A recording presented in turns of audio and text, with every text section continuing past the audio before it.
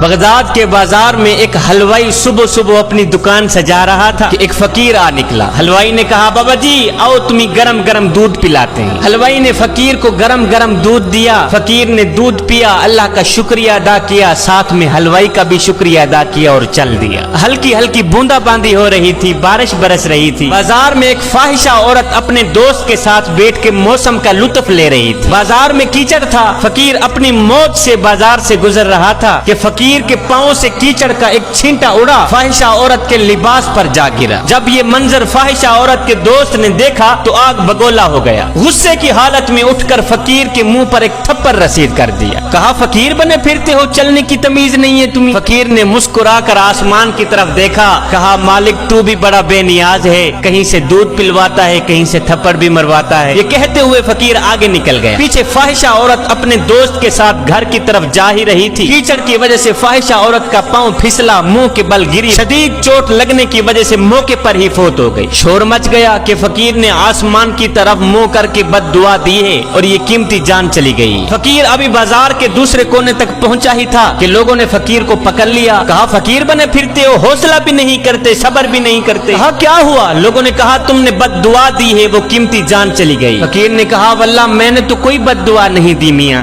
لوگوں نے ضد کی، کہا کہ نہیں تیری ہی بد دعا کا دیا جلا ہے، وہ قیمتی جان چلی گئی ہے، عورت مر گئی ہے۔ جب سارے لوگوں نے ضد کی کہ آپ نے ہی بد دعا دی ہے تو فقیر نے کہا میاں میں نے تو کوئی بد دعا نہیں دی، اصل میں یہ یاروں کی لڑائی ہے۔ میں نے تو کوئی بد دعا نہیں دی، اصل میں یہ یاروں کی لڑائی ہے۔ کہا وہ کیسے؟ فقیر نے کہا جب میں بازار سے گزر رہا تھا تو میرے پاؤں سے چھینٹا اڑا، اس عورت کے لباس پر پڑا تو اس کے یار کو غصہ آیا، اس نے مجھے مارا۔